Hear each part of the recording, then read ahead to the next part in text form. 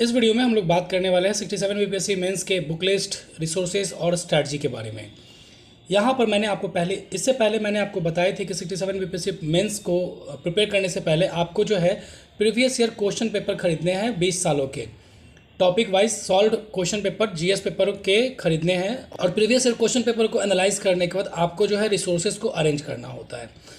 तो सारे resources detail में हम लोग यहाँ पर डिस्कस करेंगे, कौन कौन से बुक लिस्ट होती है, कौन कौन से रिसोर्सेज होती है और क्या आपकी इसमें स्ट्रैटेजी होती है मेंस के एग्जामिनेशन को प्रिपेयर करने के लिए, नोट मेकिंग के लिए। ये सारी बातें हम लोग यहाँ पर डिस्कस करेंगे। और इस वीडियो में हम लोग केवल जनरल स्टडीज़ के बारे में बात करेंगे। ऑप्शनल चूँकि सब लोगों का अलग अलग होता है और सब लोगों की स्ट्रैटेजी भी अलग होती है, तो उसके लिए हम लोग अलग बात करेंगे। ठीक है, तो जनरल स्टडीज़ के बुक लिस्ट, रिसोर्सेज और स्ट्रैटेजी के बारे में हम लोग जान लेते हैं।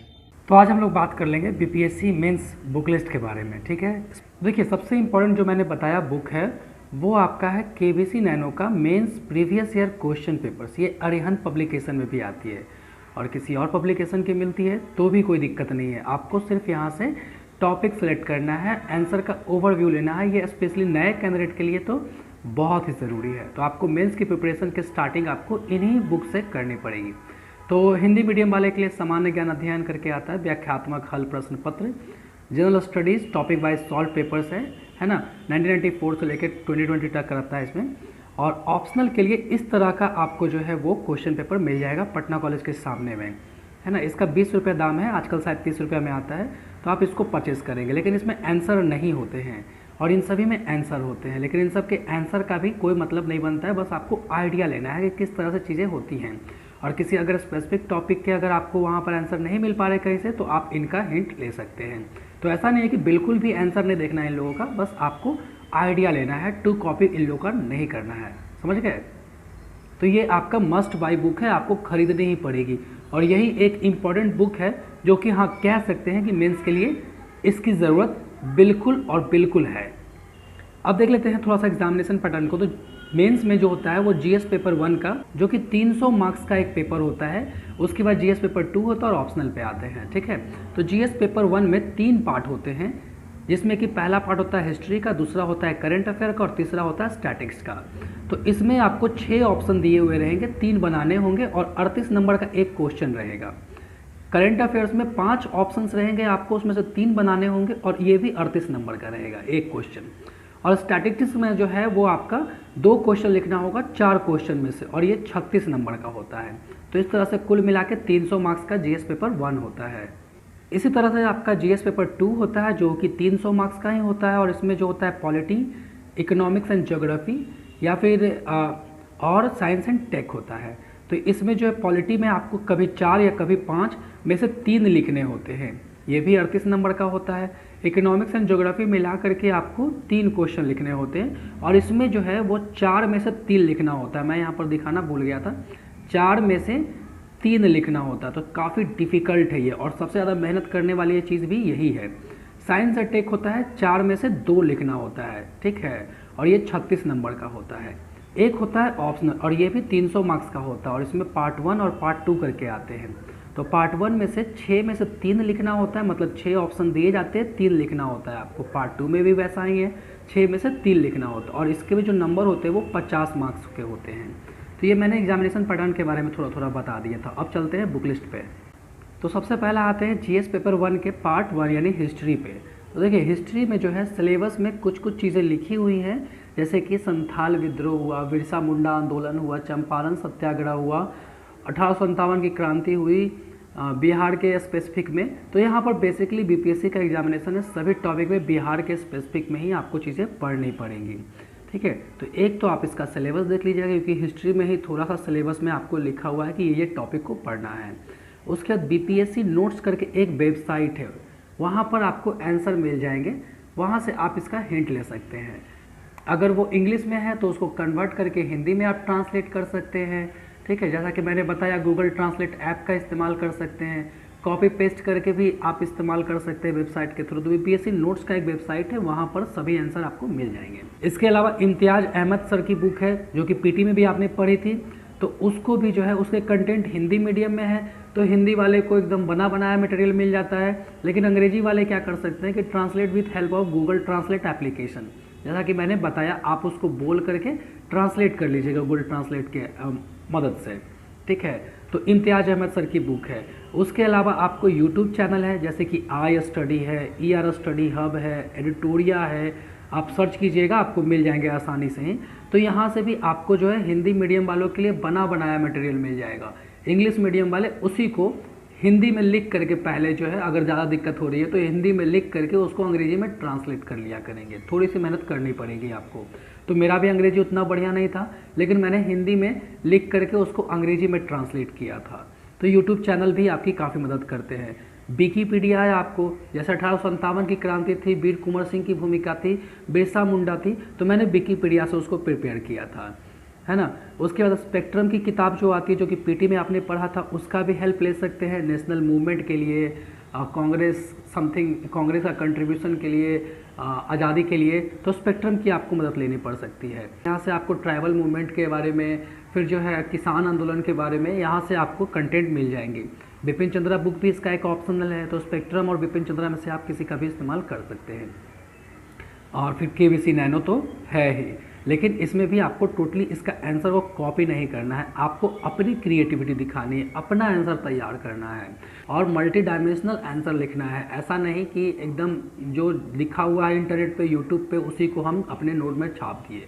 थोड़ा सा अपना, जैसे कि डायमेंशन में बता देता हूँ, कोई आर्ट है तो आर्ट से क्या होता है डेवलप, टूरिज्म होता है, टूरिज्म से क्या होता है, टूरिज्म से लोगों के पास रोजगार मिलता है, रोजगार से क्या होता है, पॉवर्टी एलिमिनेट होगी, बच्चों को एजुकेशन अच्छा मिलेगी, उनकी जो सैनिटेशन होगी, उनकी जो हैबिटेशन होगी, वो सब बढ़िया होगी।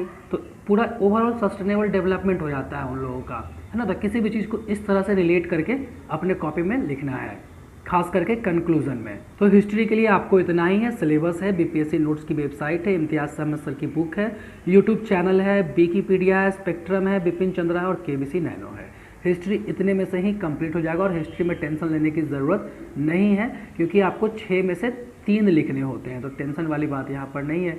और 3 में भी से आपका एक आर्ट फॉर्म लिखना पड़ता है, जिसमें कि आपका एक होता है पाल आर्ट, दूसरा होता है मौर्या, है ना, और तीसरा जो होता है वो होता है पटना कलम। और इसी में से हमेशा पूछे जाते हैं। अगर इस बार पटना कलम पूछे गए तो अगली बार इन दोनों का चांस हो जाएगा, अगर एक बार पाल आर्ट पूछा गया तो अगली बार इन दोनों का चांस हो गया। तो इस तरह से आपको चीज़ें बताई जाती हैं।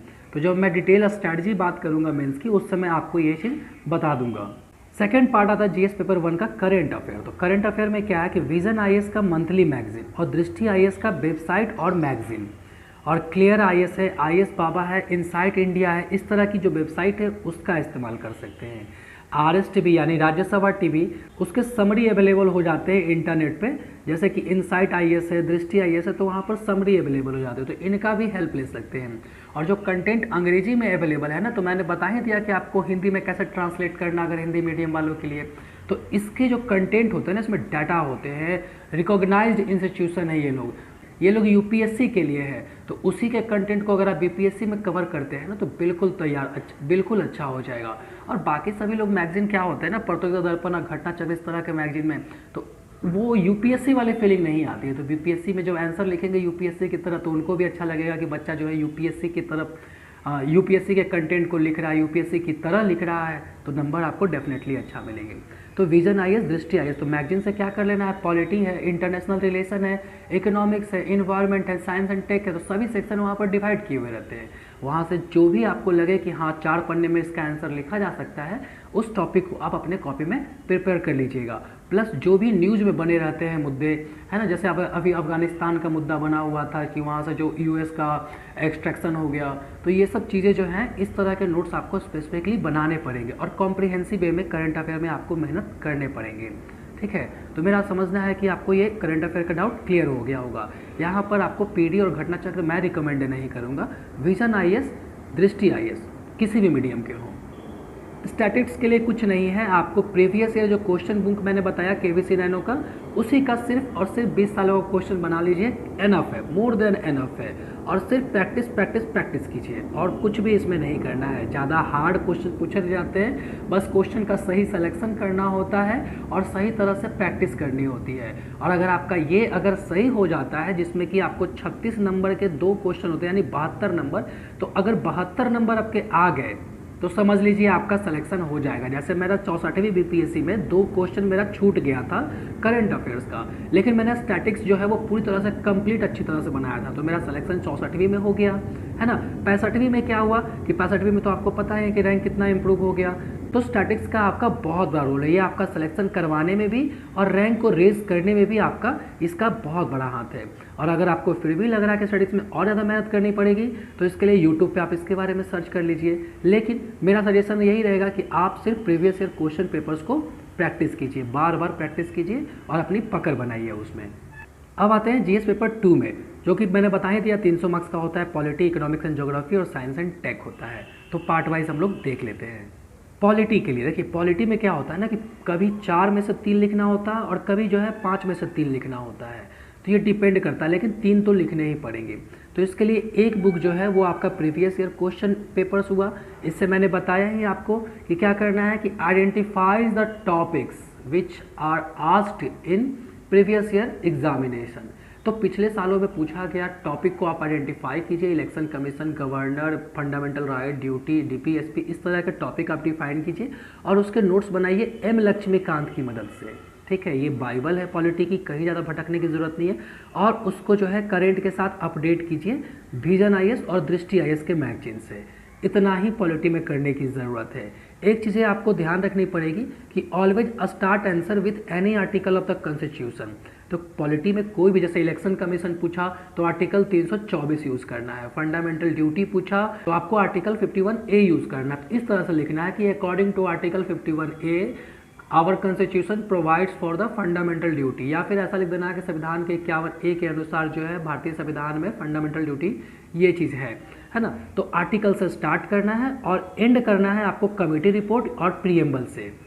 ठीक है, प्रीएम्बल में कैसे, प्रीएम्बल में आपका वेलफेयर नेशन की बात की गई है, सोशलिस्ट नेशन की बात की है, डेमोक्रेसी की बात की गई है, आपको लिबर्टी की बात की गई है, इक्वलिटी की बात की गई है। तो उन सब चीज़ों को आपको छांट करके कंक्लूजन में लिखना है। ये पॉलिटी का आपको ट्रिक है, मैं बताऊंगा कैसे करना है, लेकिन अभी जो है आप मोटा मोटा आइडिया ले लीजिए।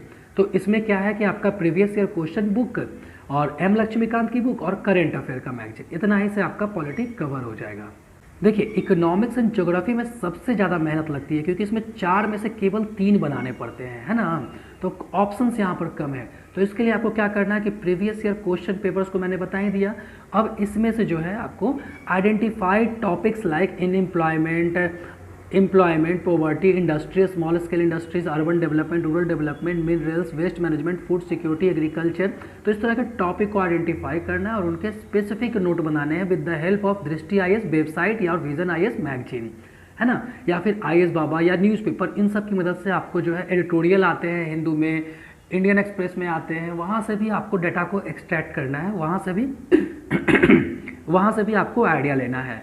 और इकोनॉमिक ज्योग्राफी के लिए एक बुक जो है वो बहुत ही ज़रूरी हो जाती है, खास करके बिहार के परिप्रेक्ष्य में, वो होता है बिहार इकोनॉमिक सर्वे। तो मैंने क्या किया था, इसकी पूरी की पूरी पीडीएफ को डाउनलोड कर लिया था और उसके हर एक चैप्टर वाइज मैंने समरी लिख लिए थे और उसी का इस्तेमाल मैंने वहाँ से इंट्रोडक्शन में भी किया था, डाटा में भी किया था और कंक्लूजन में भी किया था। तो बिहार इकोनॉमिक सर्वे का आप भरपूर यूज़ करेंगे इकोनॉमिक्स एंड ज्योग्राफी वाले सेक्शन में। और यही कारण भी था कि मेरा इस बार जीएस पेपर 2 में जो है वो मार्किंग बहुत इम्प्रूव हुआ है और वही कारण है कि मेरा रैंक जो है वो 30 आया था। तो बिहार इकोनॉमिक सर्वे बहुत ही इंपॉर्टेंट बुक है, इसका इस्तेमाल आप नोट्स मेकिंग में करेंगे। फिर एक current affair magazine, NCERT 9th और 10th की इकोनॉमिक्स की, एनसीईआरटी 11th क्लास की ज्योग्राफी, इंडियन पार्ट भी, वर्ल्ड पार्ट भी, तो इन सब का इस्तेमाल करेंगे।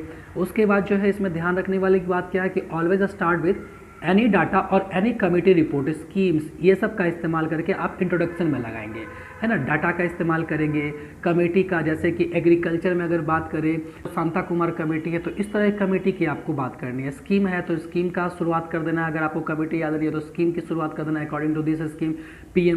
पीएम किसान स्कीम है, तो इन सब चीज़ों को आप लिख सकते हैं इंट्रोडक्शन में।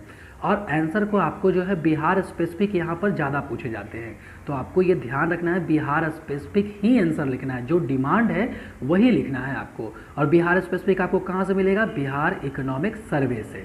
ठीक है। और इंडियन स्पेसिफिक कहाँ से मिलेगा? करेंट अफेयर मैगजीन से। तो ये आपकी बुक लिस्ट हुई। क्या क्या? Previous year question papers identify इससे करना है टॉपिक को, उसके नोट्स बनाने हैं विद द हेल्प ऑफ दृष्टि IAS वेबसाइट और vision IAS magazines. NCERT class 11 की ज्योग्राफी की जो है उसकी हेल्प लेनी है आपको नोट मेकिंग में।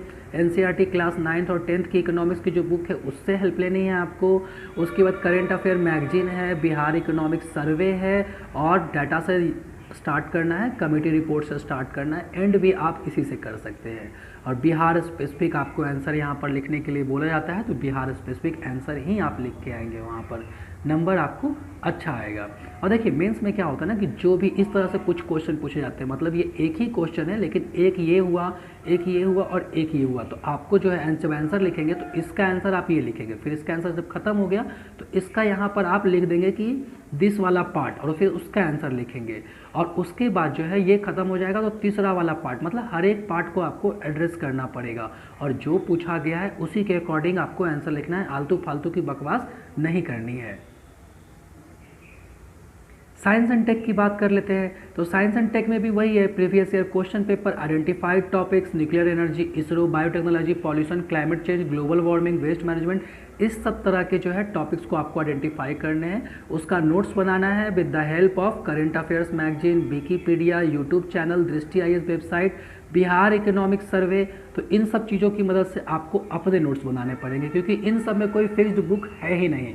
हाँ, आप इतना कर सकते हैं कि KBC नैनो या मार्केट में और कोई जो है वो मेन से रिलेटेड का अगर कोई मैगजीन मिल जाती है आपको KBC नैनो का ही या फिर किसी और पब्लिकेशन का, तो आप उसका हेल्प ले सकते हैं, लेकिन कोई फिक्स्ड बुक लिस्ट मेंस के लिए नहीं है। और इसमें भी जो है आपको always start with any data relevant, कोई डाटा से ही आपको स्टार्ट करना है अपने आंसर को और कोई डाटा से ही एंड करने हैं अपने आंसर को, तो ये चीज़ें ध्यान रखनी पड़ेगी। तो साइंस एंड टेक में previous year question paper, current affair magazine, Wikipedia, YouTube channel, Drishti IAS website, insight IAS, Bihar economic survey, इन सब का इस्तेमाल करके आपको नोट्स बनाने हैं अपने। तो इस वीडियो में इतना ही था। अगर आपको कोई डाउट रहता तो प्लीज़ आप कमेंट करके बताइए। और मैंने आपको डिटेल बुक लिस्ट आपको प्रोवाइड करवाई, ये मेरी बुक लिस्ट थी, लेकिन फिर भी बहुत लोग ऐसे हो सकते हैं जिनको कि ये बुक लिस्ट पसंद ना आए, तो वो जो है अपने सुविधा के अनुसार अपने रिसोर्सेज को अरेंज कीजिए, क्योंकि रिसोर्सेज मायने नहीं रखते, मायने रखता है कंटेंट, और कंटेंट सभी रिसोर्सेज में एक ही तरह के होते हैं, तो आप वो कर सकते हैं। तो धन्यवाद। फिलहाल इस वीडियो में इतना ही था। मैं उम्मीद करता हूँ ये वीडियो आपके काम की आई होगी।